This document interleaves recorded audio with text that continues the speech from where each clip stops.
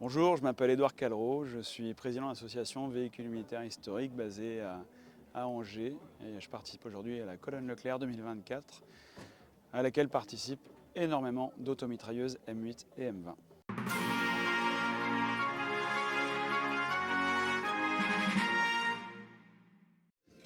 Donc là je me situe devant une automitrailleuse M20, donc c'est un véhicule de commandement développé sur la même base que l'automitrailleuse M8. On a exactement le même châssis, sauf qu'en lieu et place de la plateforme avec les trois galets qui permettent de recevoir la tourelle, on a un bac ouvert sur lequel on a un tourello équipé d'une mitrailleuse de calibre 50.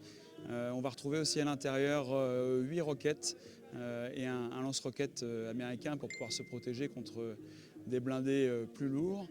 Une table à cartes, des postes radio, un poste radio courte portée qui permet de communiquer avec le peloton et un poste radio longue distance qui permet d'échanger avec le quartier général.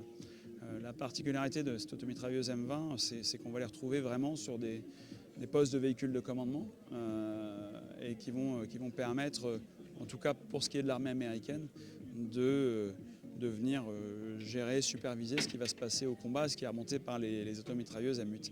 Pour ce qui est de l'armée française, elle a été utilisée en véhicule commandement, à l'instar de ce que faisaient les Américains chez les spahis marocains, mais aussi en véhicule de protection rapprochée chez les fusiliers marins, donc qui portent des bâchis avec des pompons rouges.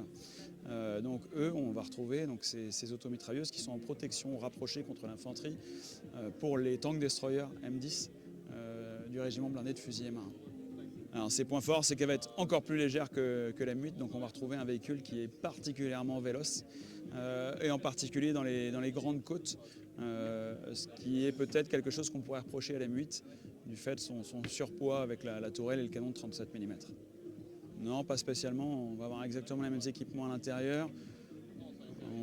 À utiliser au quotidien lors de reconstitution, on va dire que l'M20 est plus convivial puisque au lieu d'être 4, on va pouvoir mettre quasiment 7 personnes dedans. On a 2 bancs à l'intérieur et un tabouret au niveau du bac, et au niveau du poste de pilotage c'est la même chose que pour la M8, donc on va retrouver exactement la même chose. Oui, effectivement, il y a peut-être plus de liens, de capacité pour pouvoir échanger en interne équipage dans l'M20.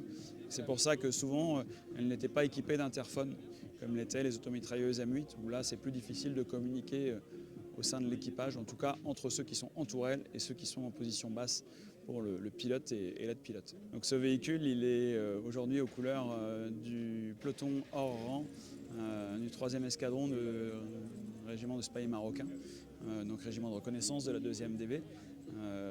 Et on retrouve ce véhicule lors de la libération de Paris. Le patron des spahis marocains et un de ses bras droits, Fred Moore, grand chancelier, qui présente les couleurs devant l'hôtel de ville lors du défilé avec le général de Gaulle et le général Leclerc. Voilà.